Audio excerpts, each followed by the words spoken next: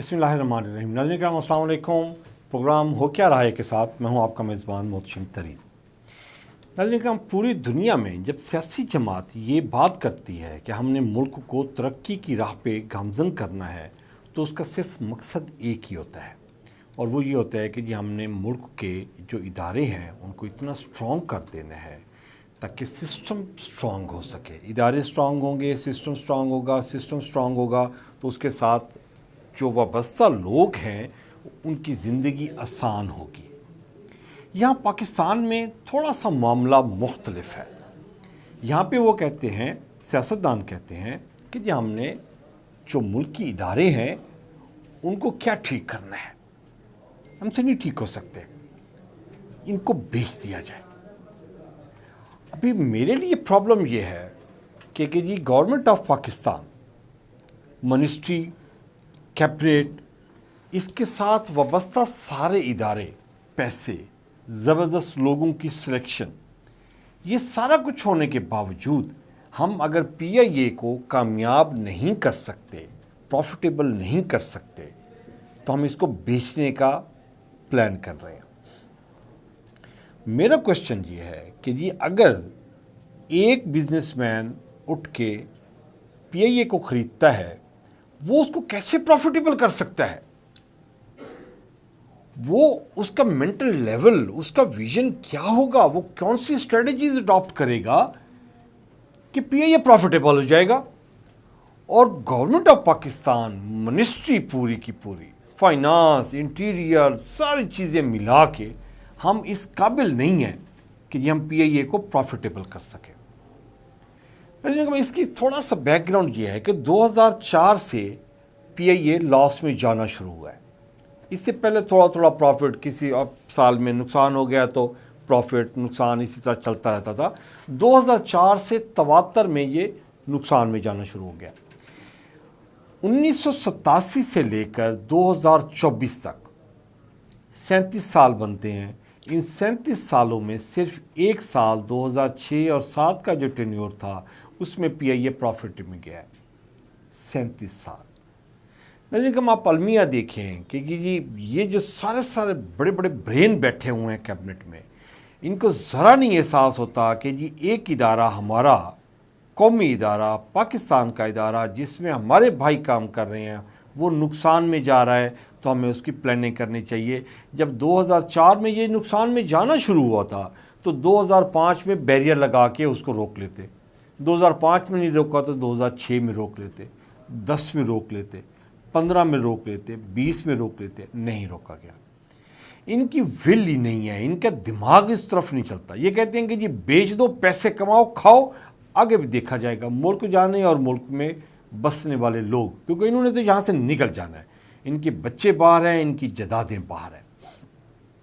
लेकिन आप जस्ट इसका 2022 है उसमें PIA का खसारा जो था, सालाना खसारा 88 अरब रुपए था। 88 अरब रुपए एक साल का खसारा। और 2023 के पहले 6 माह में 60 अरब रुपए का खसारा था। जो मिनिस्ट्री है जिसके अंडर ये PIA आता है, वो गैरतमंद हम उसको कह सकते हैं, होश वाला उसको कह सकते हैं, दोनों लफ्ज़ नहीं कह सकते हम उसको। जिसको परवाह नहीं है कि जिस 60 अरब रुपए का नुकसान में है इदारा और उसको ठीक नहीं करना, अब जाके इन्होंने अप्रूवल दे दी है कैबिनेट में कि जी हम इसको बेच रहे हैं। बेचने के बाद 3 मुल्कों के मुख्तलिफ जो बिजनेसमैन हैं वो आके इंटरेस्ट शो कर रहे हैं कि जी हम PIA ख़रीदना चाह रहे हैं। एक सऊदी अरब के कुछ हैं बिजनेसमैन, वो आके उन्होंने अपनी विल शो की है कि जी हम PIA को लेना चाह रहे हैं। पागल के बच्चे, उनको समझाना चाहिए, वो हमसे नहीं चल सका, मुल्क से नहीं चल सका PIA, तो तुम अलग से एक बिजनेस एंटिटी में आप कैसे PIA को प्रॉफिटेबल कर लोगे? दूसरा जो मुल्क है वो UAE है, उसके भी बिजनेसमैन आए हैं और उन्होंने अपना इंटरेस्ट शो किया हुआ है कि जी हम PIA को ख़रीदना चाह रहे हैं। तीसरा मुल्क कतर है। 3 मुल्क के बिजनेसमैन ने इंटरेस्ट शो किया है कि जी ये खसारे में डूबा हुआ مطلب یہاں تک آیا ہوا ہے ادارہ، اربوں روپے کا نقصان ہے، واجبات وابستہ ہیں، کئی 100 ارب روپے کے واجبات اس نے دینے ہیں، اس کے ذمے مقروض ادارہ ہے، وہ لے کے پتہ نہیں کیا کرے گا۔ 57 ارب روپے کے پی آئی اے کے کل اثاثے ہیں، ایسٹس، کئی 100 ارب روپے کے واجبات اس کے ذمے ہیں۔ اس پہ جب دیکھا گیا تو 7200 اس کے مستقل ملازمین ہیں، اور ڈیلی ویجز پہ تو وہ بیش بہا ہے جی۔ اس پہ جب میں نے تھوڑی سی لوگوں سے بات کی تو اس میں وہ کہتے ہیں کہ جی سیاسی مداخلت جو ہے یہ بیسک کنسپٹس ہے اس ادارے کو تباہ کرنے میں، یعنی کہ جو بھی حکومت آئی ہے 2004 میں یہ نقصان میں جانا شروع ہوا ہے، اس سے پہلے بھی اس نے کوئی مزیدار کام نہیں کیا ہوا تھا، لیکن آپ دیکھیں گے جی جو بھی حکومت آئی ہے اس نے اس کی تباہی میں اپنا حصہ ڈالا ہے، ملک کے اداروں کو ٹھیک نہیں کیا، برباد کیا ہے، اپنا حصہ ڈالا ہے۔ بیچنے کی بنیادی وجہ یہ ہے کہ جی ہر سال ہمارا جو خسارہ ہے وہ ہمیں دینا پڑتا ہے، جو پرانا بیک لاک ہے وہ تو ہے ہی ہے۔ مطلب مثال کے طور پر اگر آپ یہ دیکھ رہے ہیں کہ یہ بیچنے کی وجہ کیا ہے، گورنمنٹ کہتی ہے کہ اگر ہم نے مثال کے طور پر کہ اگر اس کے ذمے واجبات جو ہیں پی آئی اے کے ذمے وہ 800 ارب روپے کے ہیں، یہ تو دینے ہی دینے ہیں، 800 ارب روپے کے لوگوں کے پیسے ہیں، یہ تو دینے ہیں پی آئی اے، جب آپ بیچیں گے تو یہ ادارے تو پیسے تو دینے پڑیں گے آپ کو۔ لیکن ہر سال کا اگر 40 ارب 50 ارب روپے کا اضافی خسارہ آ جاتا ہے جو بجٹ میں آ جاتا ہے، اسے جان چھوٹ جائے گی۔ ادارے کو ٹھیک نہیں کرنا، جو 40 ارب روپے کا یا 60 ارب روپے کا یا 80 ارب روپے کا سالانہ نقصان ہو رہا ہے اس کو ٹھیک نہیں کرنا، بیچ دینا ہے۔ اچھا ابھی جب آپ بیچیں گے تو سب سے پہلے واجبات کلیئر کرائیں گے۔